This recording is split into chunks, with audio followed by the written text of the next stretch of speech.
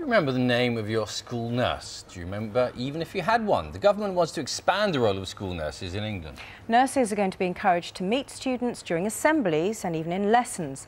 And pupils themselves are being drafted in to help shape the way the role is modernised. Well, with us now, Rosina St James, who's the Vice Chair of the British Youth Council, and Penny Greenwood, who's a Health Improvement Principal in Wakefield and has spent more than 20 years in nursing, 9 of those in schools. Good morning to you both. Morning. I suppose, Penny, the first issue is really, I was surprised to learn that actually, by no means every school has a school nurse. A lot of them have to share. There's, one on average for every 8 schools. So you wouldn't be surprised if you didn't know the name of your school nurse. I think it's about understanding the needs of the school children and the population that the school nurse is working. Very much the school nurses are skilled, they're very skilled in public health, they're very skilled from their nursing background. Understanding what those children and young people need and making themselves visible is really important. Rosina, what do young people need from a school nurse? Young people need visibility, need the school nurse to be visible. Once you build a rapport with your school nurse and they become a familiar face to young people, they can access the school nurse better.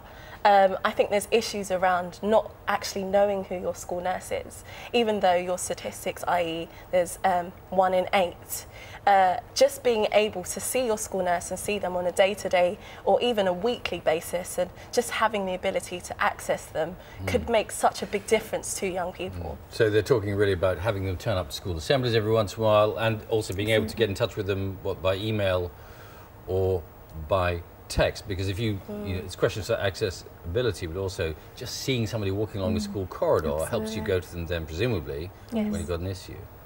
I agree. I think it's parents like to receive information in a certain way, letters, newsletters. Young people are telling us we need to be more savvy, we need to have contact through emails, texts. Pods. I'm not really IT myself, a sweeter face, but excuse me, all those sorts of things.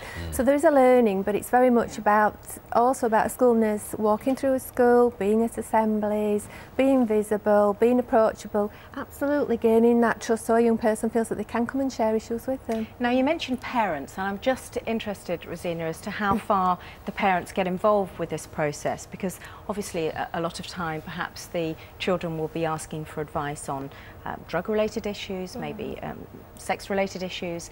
Do they have to have parental permission to do that before they talk to the nurse? No, we would advocate that young people are just able to go and speak to your school nurse. I think there's a lot of stigma attached to meeting your school nurse at school. People kind of see you're ill or you're not very well if you go and see your school nurse, and removing kind of those barriers of having to talk to your English teacher just to go and visit your school nurse.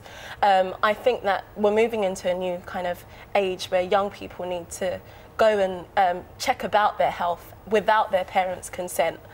So I think we would advocate that young people have access to school nurses. Young people might like that, but parents might feel a little more worried about not being involved in the process. Possibly. I think sometimes a young person needs time to come to terms with what they're trying to deal with themselves. A school nurse would always advocate about involving parents, absolutely, because you can't resolve a problem on your own. All right. Thank you both very much indeed. Okay, thank you. Thanks very much. Morning, Carol. I especially needed this morning. Good morning. This morning there's quite a lot of